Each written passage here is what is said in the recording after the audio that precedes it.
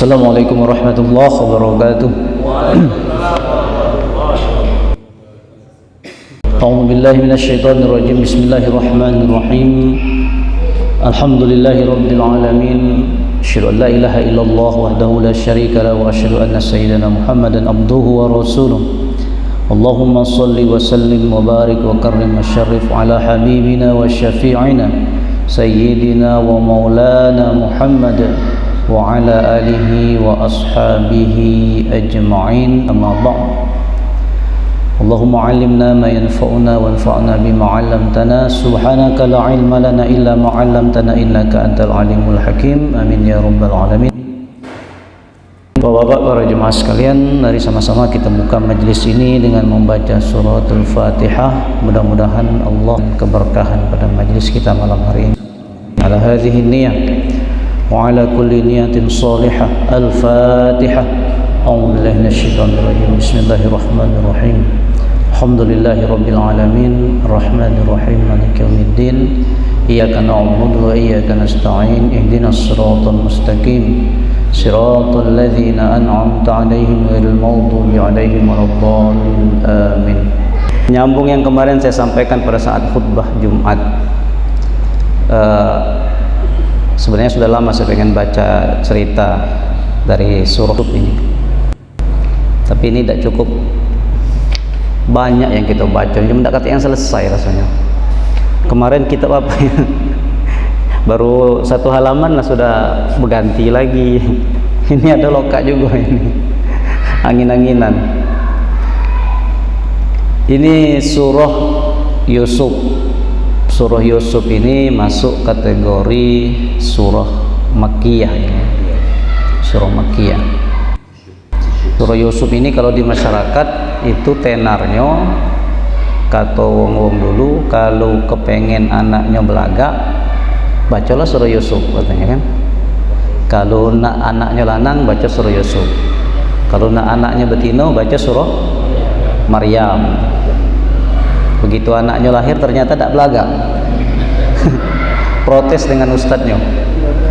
Ustadz salah katanya. Ustadznya tak kalah calang pula. Kata ustadznya, coba jengok dulu berkacau kata. Kau jelek, bini kau jelek, dapat anak jelek, wajar mana anak belaga. Kakek kata kau selingkuh pula bini. Maksudnya mungkin hikmah orang dulu itu supaya kita baca surah Yusuf bagus belagak seperti Nabi Yusuf dalam hal akhlaknya, bukan dalam fisiknya. Karena fisik itu biasanya banyak faktor genetiknya. Maka kata Rasulullah, kalau mau menikah maka pilihlah di mana engkau akan meletakkan menyimpan air manimu itu, mau kau simpan di tempat mana. Pilih yang bagus, pilih yang memang terjaga. Jadi rasional Islam itu. Kalau cari istri jangan terlalu belaga, takutnya kaki dilirik wong terus. Jangan pula yang terlalu jelek, kaki kondangan pun takut bawanya. Nah, itu sedang-sedang baik. Kalau lah belaga ego, kapan berjalan dikit disangka wong ngiring nyonya besar, padahal istri kita kan. Lah jelek ego takut pula bawanya kondangan. Bapak yang kami muliakan, surah Yusuf ini berkisah tentang cerita Nabi Yusuf secara full, penuh. Satu surah ini bercerita secara utuh tentang kisahnya Nabiullah Yusuf alaihissalam. Ada hadis Rasulullah SAW sebagai muqaddimah dari tafsir ini. Rasulullah surah Yusuf itu ajarkan surah Yusuf itu. Kenapa? Karena orang muslim yang membaca surah Yusuf dan mengajarkan kepada keluarganya atau budak-budaknya, maka Allah akan ringankan kepadanya sakaratul maut, dan Allah akan memberikan kepadanya kekuatan yang dengan itu dia tidak dihasad, orang tidak hasud kepadanya. Ini fadilahnya. Jadi banyak-banyak baca surah Yusuf, di antara hikmahnya untuk memudahkan sakaratul maut. Di manalah letaknya itu?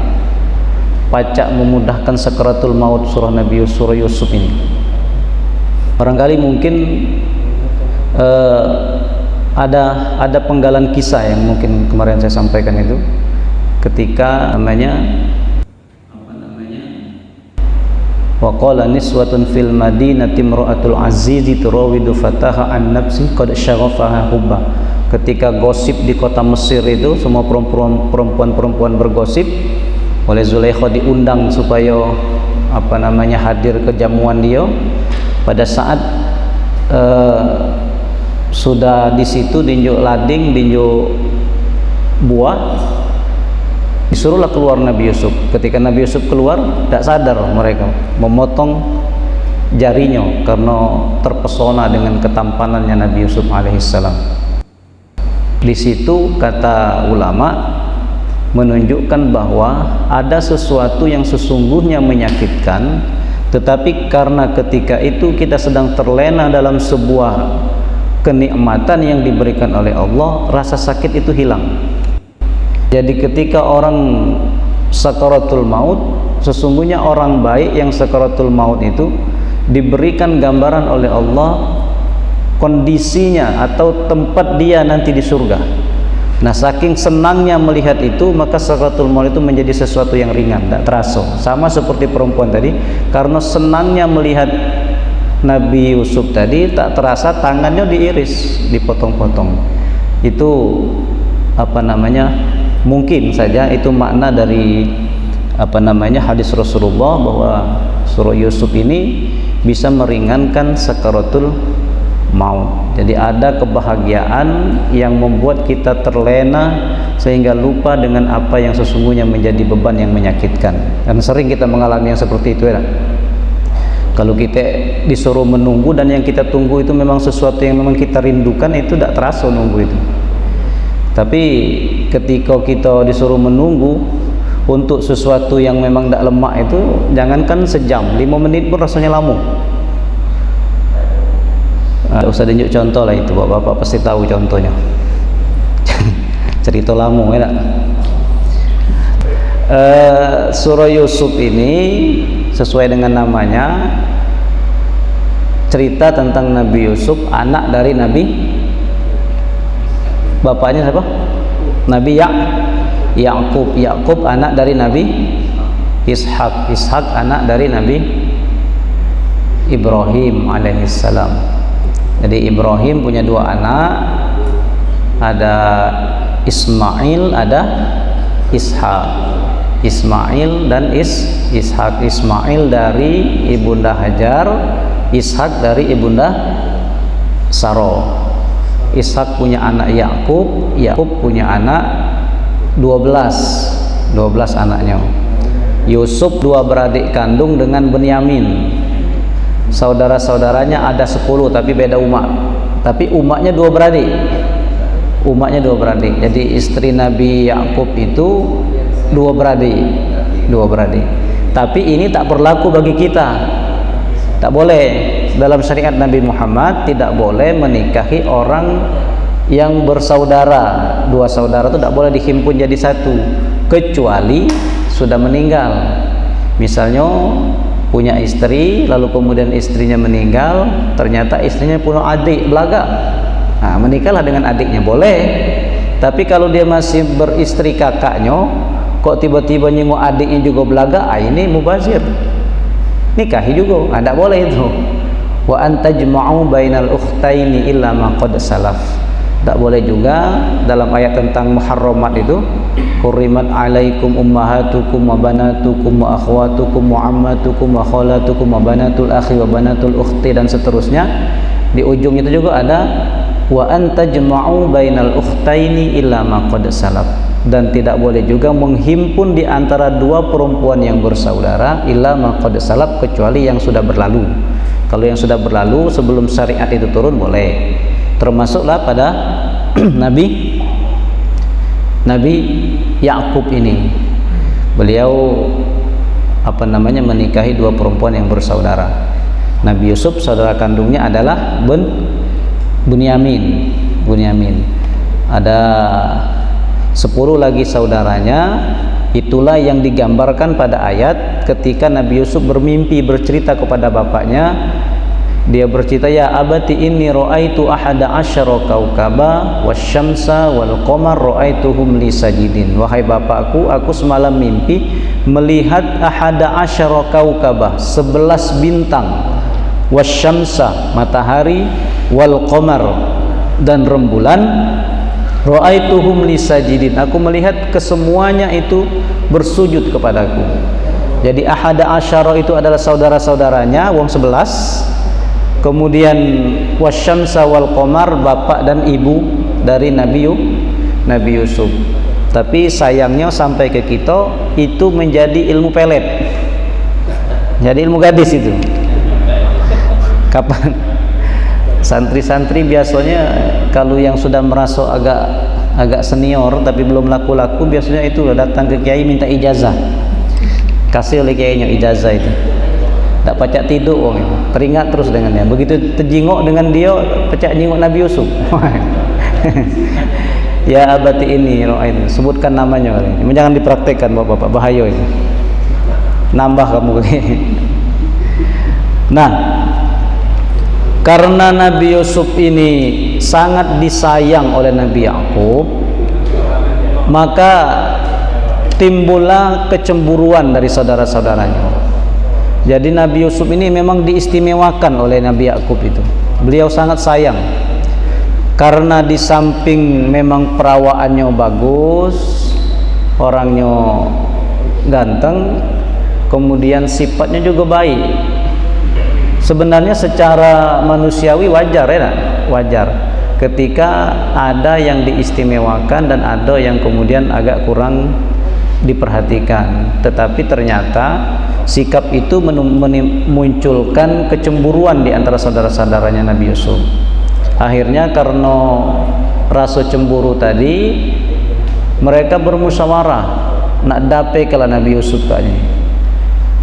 Apa kita bono baik atau kita buang? Ketika usulan nak dibono itu tidak sepakat saudara-saudaranya, karena kalau dibunuh maka hilang dia. Maka diambillah keputusan untuk dibuang saja. Cak mano caranya, disusunlah siasat, minta izin kepada bapaknya untuk diajak main-main. Sebenarnya Nabi Yakub awalnya tak mengizinkan. Kata Nabi Yakub, jangan diajak lega, kaget dimakan oleh serigala, zi'bu, serigala. Kata dulur-dulurnya tadi, kalau besok-besok kan, tak mungkin dia dimakan serigala, kami pasti menjaganya. Itulah kalau orang berencana nak mudi itu berjemaah, dia mudi itu disusunnya, hal-hal yang nak dia mudi itu disusunnya, diatur. Cuman selalu saja setiap kebohongan mesti diikuti dengan kebohongan lain untuk menutupi kebohongan yang pertama, mesti ada kebohongan yang kedua, dan seterusnya akan selesai. Maka orang yang membiasakan berbohong, kata Rasulullah, sampai ke waktunya dia akan dicatat di sisi Allah sebagai kadzaban, pendusta. Maka biasakanlah untuk jujur, karena orang yang membiasakan diri untuk jujur, pada waktunya nanti akan dicatat di sisi Allah sebagai siddiqan, orang yang memang jujur. Dia sudah menjadi sebuah kebiasaan untuk jujur, dan dia juga sudah menjadi kebiasaan untuk menjadi pendusta. Maka kebiasaan itu lama-lama menjadi perangai, menjadi sikap.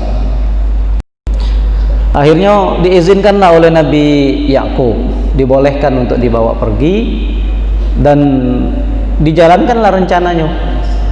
Ketika dia di dekat sumur tua itu, diterajang gini, nyampaklah ke bawah situ, supaya bapaknya yakin bahwa Nabi Yusuf ikat dimakan oleh serigala. Maka dia mencari kirdun, monyet, dibunuh monyet itu, dilumurilah baju Nabi Yusuf itu dengan darah monyet tadi. Begitu menghadap kepada Nabi Yakub, mereka katakan bahwa Nabi Yusuf sudah, ketika kami sedang asik bermain, diterkam oleh serigala. Buktinya mana? Buktinya nih darahnya. Dibawalah baju yang penuh dengan darah tadi. Tapi Nabi Yakub tahu bahwa anaknya sedang berdusta, beliau tahu, karena Allah sudah memberikan penjelasan kepada beliau. Tetapi ada yang luar biasa, dan tidak tahu saya ini secara medis benar, tapi insya Allah pasti benar. Nabi Yakub itu saking sedihnya ketika Nabi Yusuf hilang itu tidak berhenti menangis itu. Siang malam menangis. Apa ujungnya? Karena saking nemannya nyemulung tadi, itu mata beliau akhirnya tak bisa melihat, buta Nabi Yakub. Buta.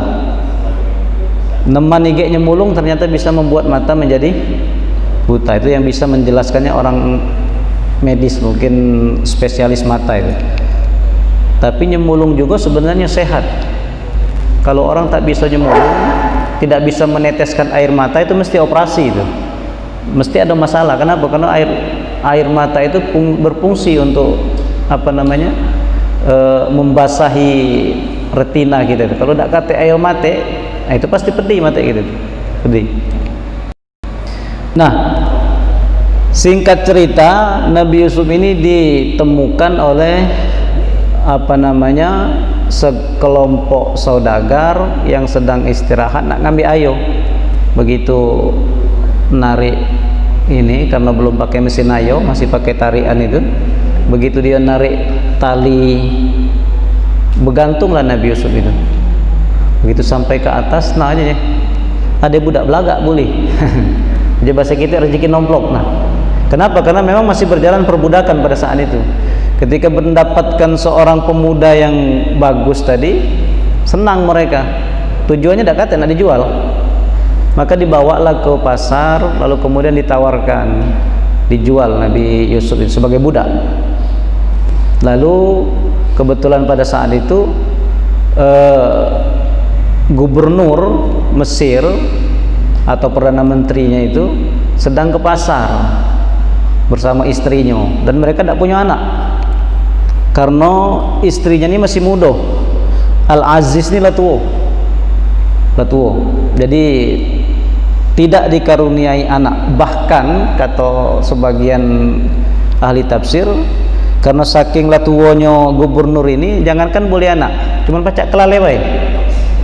Bini belagak tadi cuma pacak dikelale baik, karena latuwe tadi kan. Itu barangkali satu ini pemahaman kan. Maka diambillah Nabi Yusuf ini, dibawa ke istana, dan selama beberapa tahun beliau dibesarkan di istana itu. Yang merawatnya istri Al-Aziz tadi, dalam sejarah dikenal dengan nama Zaleha atau Zulaikha. Zaleha atau Zulaikha. Kita biasa menyebutnya dengan Zulaiha. Zulaiha. Kalau jadi orang Betawi tadi Jeleha itu. Macam-macam itu, berubah nama itu sesuai dengan kebiasaan lidah itu. Jeleha. Lama di Sekayu jadi Zaleha. Zaleha. Aslinya Zulaikha. Zulaikha atau Zalikha. Nah, besar, semakin besar, semakin tumbuh besar, semakin tampak kegantengan, belagaknya Nabi Yusuf ini tambah belagak, semakin muncul, semakin terlihat. Perempuan yang tidak pernah mendapatkan, tidak pernah terpenuhi kebutuhan biologisnya oleh sang suami, maka lama-lama juga akhirnya tergoda juga. Tiap agai kan dijingok, bangun tidur nyengok Nabi Yusuf, nak tidur nyengok Nabi Yusuf boleh. Terus lihat, terus semakin dilihat semakin belaga, semakin dilihat semakin belaga. Jangan ke yang belaga, yang jat baik apa naman jingok belaga. Tidak usah yang belaga, yang jat baik. Makanya banyak cerita cinta lokasi. Biasanya bapak-bapak yang mungkin pernah kuliah KKN 3 bulan itu biasanya cinta lokasi. Awalnya waktu nak KKN biasa baik. Ayo dok, tak kating ini nilai 6 kali, tak sesuai yang sampai 7. Pertama, begitulah sudah sebulan berjalan, 2 bulan, yang 6 tadi mulai naik jadi 8,5 ya sudah.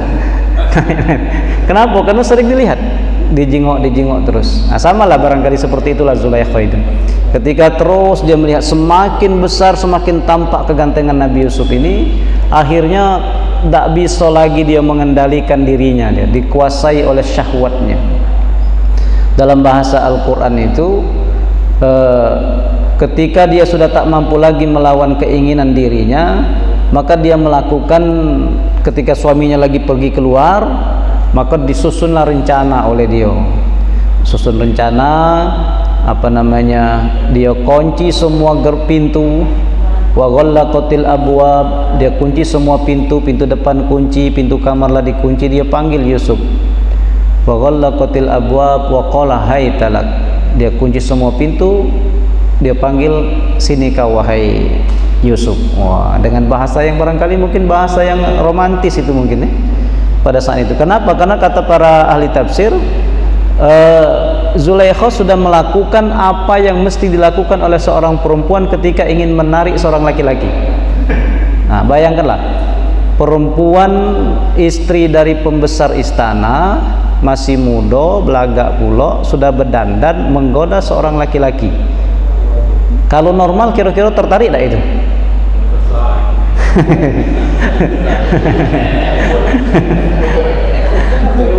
Pasti tertarik. Sama Nabi Yusuf juga seperti itu. Nabi Yusuf awalnya tergoda. Bahasa dalam surah Yusuf ini, walaqad hammat bihi wa hamma biha laula an ra'a burhana rabbi. Walaqad hammat bihi wa hamma biha. Si perempuan ini tertarik dengan yang laki-laki, yang laki-laki ini Nabi Yusuf juga tertarik dengan perempuan ini. Tetapi Nabi Yusuf laula ar-ra'a burhana rabbi, andai saja beliau tak melihat kuasanya Allah Subhanahu wa taala. Jadi ketertarikan itu, kata ulama, kenapa disebutkan oleh Al-Qur'an, oleh Allah sebutkan bahwa Nabi Yusuf juga tertarik, itu untuk menunjukkan bahwa Nabi Yusuf itu memang lanang, memang laki-laki, dan tertariknya dengan perempuan.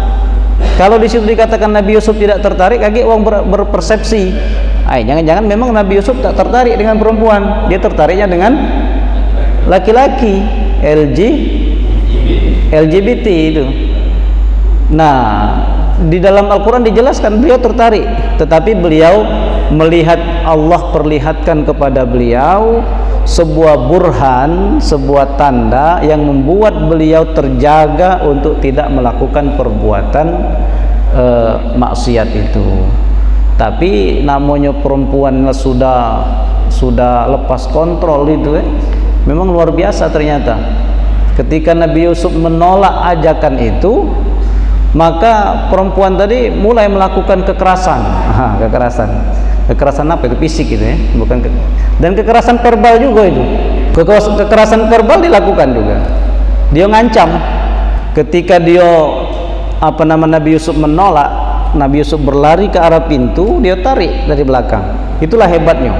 Dia tarik dari belakang dan robek jubah Nabi Yusuf itu. Ditarik, robek. Nah, bayangkanlah. Alangkah kuat dia narik itu. Karena tidak mungkin Nabi Yusuf pakai jubah yang sudah buruk. Karena hidup di istana orang kaya, mana ya orang kaya pakai baju robek-robek, tidak mungkin kan? Pasti jubah itu jubah bagus, baju bagus. Tapi hebatnya Zulaikha itulah kalau dia sudah galak tekan jubah berobek, Pak. Itulah perempuan, kalau dia sudahnya jubah berobek, ditariknya robek jubahnya. Kita belum tentu bisa merobek itu. Begitu robek jubah tadi, wa alfaya sayyidaha ladal bab, tiba-tiba di depan pintu sudah tegak suaminya. Wa alfaya sayyidaha, lakinya sudah di depan pintu itu. Tapi hebat perempuan ini, ketika lakinya depan pintu membasuh kitek tertangkap basah tadi, maka dia berkata, qalat ma jazaa'u man arada bi ahlika su illa ayyusjana au adzabun alim. Namiklah kira-kira balasan orang yang mau melakukan keburukan terhadap istrimu, kecuali dia masukkan ke penjara atau diberi siksa. Langsung bersilat lidah sudah itu. Memang cerdas perempuan ini, sangat cerdas. Begitu kedapatan oleh suaminya, kata dia, namiklah balasan untuk uang yang nak berbuat jahat dengan bini kau. Maka kata Nabi Yusuf, qala hiya rawadatni an nafsi wa syahida syahidun min ahliha. Kata Nabi Yusuf, hiya rawadatni an nafsi, dia yang menggoda aku, bukan aku menggoda dia. Nah, terjadilah dua pendapat. Kata dari sudut pandangnya Zulaikha, Yusuf yang nak gagu, kata Nabi Yusuf, Zulaikha yang nak mengganggu. Dipanggil saksi, saksinya dari keluarganya Nabi, dari keluarganya Zulaikha. Wa syahida syahidum min ahliha, dari keluarganya Nabi, dari keluarganya Zulaikha, bukan dari Nabi Yusuf. Dipanggil. Apa kata saksi tadi? Sederhana sebenarnya konsepnya. Kalau dia robek depan berarti Yusuf berdusta, yang perempuan Zulaikha ini benar. Tapi kalau robeknya di belakang berarti Yusuf benar, yang perempuan ini berdusta. Dan ternyata robeknya di belakang, artinya yang makso itu adalah yang perempuan narik. Tapi kalau robeknya di depan berarti yang perempuan ini tidak galak, yang lanang makso, maka cari depan. Begitu dilihat ternyata robeknya di belakang, maka kata suaminya, Yusuf a'rid an hadza wastaghfiri li dzambiki innaki kunti minal khati'in. Kata suaminya, Yusuf a'rid an hadza, berpalinglah dari persoalan ini. Artinya sudahlah, anggap selesai, tidak usah dibahas lagi. A'rid an hadza.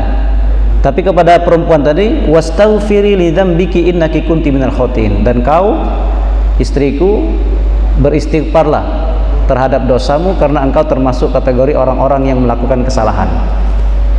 Suaminya tahu bahwa istrinya salah, tahu, saksi menunjukkan bahwa dia salah, suaminya pun menyadari bahwa istrinya salah, tetapi kemudian yang diputuskan adalah Yusuf mesti masuk dalam penjara. Nabi Yusuf dimasukkan ke dalam penjara. Saya lompat itu ya. Setelah dia melakukan itu, itulah tadi yang tenar di Mesir itu, gosip bahwa istri Al-Aziz ini tak tahan nafsunya terhadap anak angkatnya. Tersebarlah gosip itu, karena panas digosipkan seperti itu. Dia undang tadi, lalu kemudian mereka yang diundang tadi ngiris tangan, maka dapat dalih, dia punya alibi. Ini Zulaikha ini, kata Zulaikha, kalian baru sekali nyingok bae lah potong tangan. Aku nih tiap hari nyingok dia. Bayangkanlah oleh kamu katanya, kamu baru sekali nyingok, tangan habis dipotong. Aku tiap hari nyingoknya. Untuk melegalkan perbuatan salah dia tadi itu. Memang orang kalau sudah mencari pembenaran, apapun bisa dijadikan sebagai alat pembenaran. Yang tidak masuk akal pun dilakukan, itu dianggap sebagai bukti yang valid. Tidak masuk akal pun masih dianggap valid. Maka yang bisa membedakan itu hanya orang-orang yang berakal. Kalau yang percaya berarti termasuk kategori orang yang aku tidak ngomongnya. Bapak-bapak yang saya muliakan, ketika terjadi itu, maka kata Zulaikha, setelah dia menghimpun semua perempuan-perempuan di kota Mesir itu, terjadi yang saya ceritakan tadi, maka dia ngomong lagi, diulangi lagi kalimat dia kepada suaminya. Kata dia, kalau dia tak galak, fa illam yaf'al ma amuruhu la yusjananna aw la yusjananna wa la yakuna minas sagirin. Kalau dia tak galak ngawe ke yang ku minta tadi, maka dia akan dipenjara dan dia akan menjadi orang yang terhina. Samunian itu. Pacak mirip beda.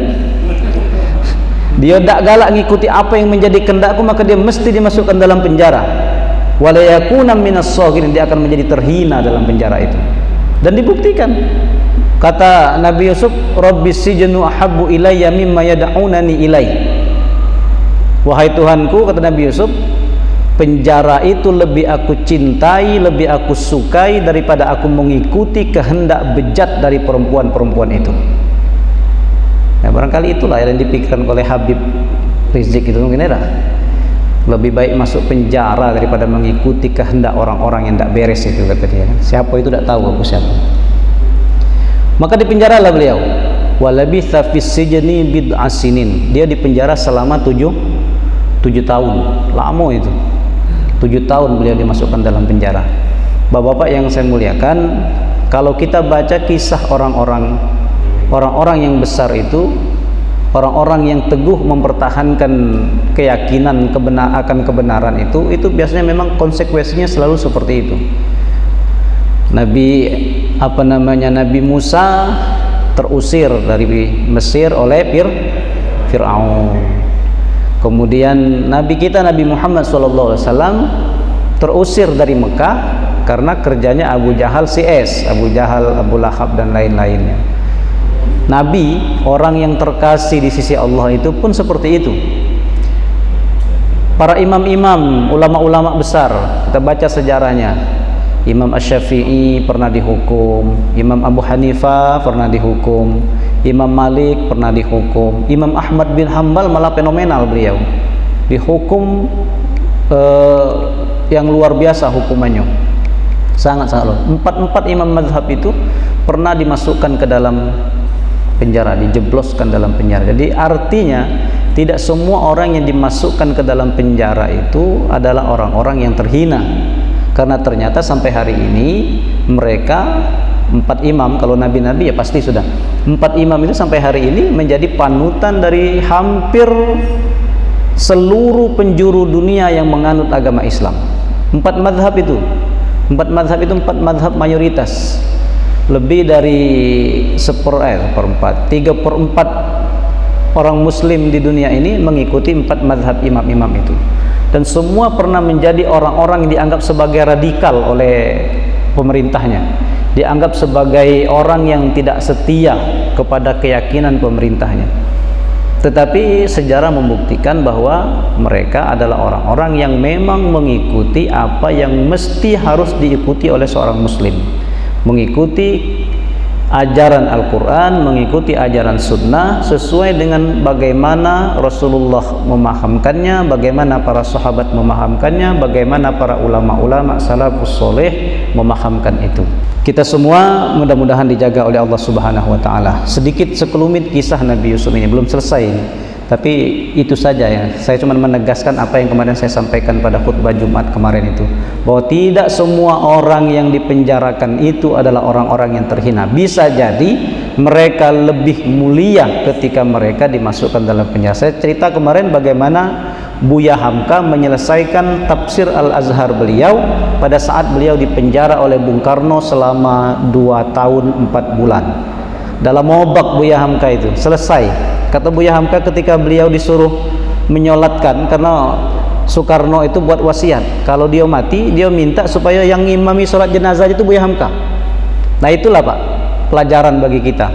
Orang yang membenci orang yang baik, orang yang membenci orang yang soleh, itu sesungguhnya jauh di lubuk hatinya dia mengakui bahwa orang itu orang soleh, tapi dia tak mampu untuk menjadi seperti itu dan pun tak mampu untuk membela orang itu, tapi hatinya mengakui dia orang soleh.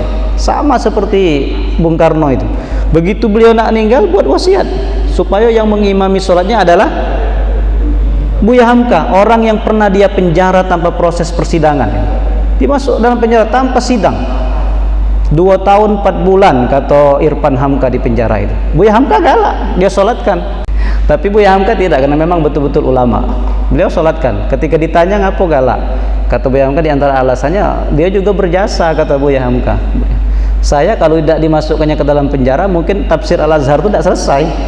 Karena dia masukkan saya dalam penjara, maka selesai tafsir Al-Azhar itu. Kita belum punya di koleksi kita. Mudah-mudahan kayak ada banyak kas masjid ini, bendahara banyak sen kayak kita melihat tafsir dalam bahasa Indonesia yang cukup 30 juz, tafsir Al-Azhar Buya Hamka, kemudian tafsir Al-Misbahnya Profesor Quraish Shihab. Ada 2 di antaranya yang yang ditulis oleh orang Indonesia dengan bahasa Indonesia yang full 30 juz.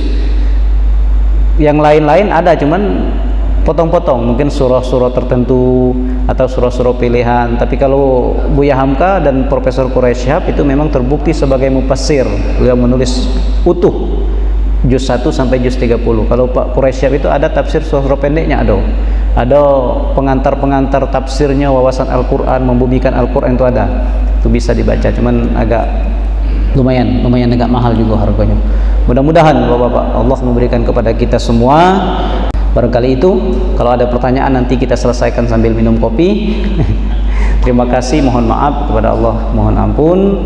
Sama-sama kita tutup dengan membaca tasbih. Subhanakallahumma wa bihamdika asyhadu an la ilaha illa anta astaghfiruka wa atubu ilaik. Wassalamualaikum warahmatullahi wabarakatuh.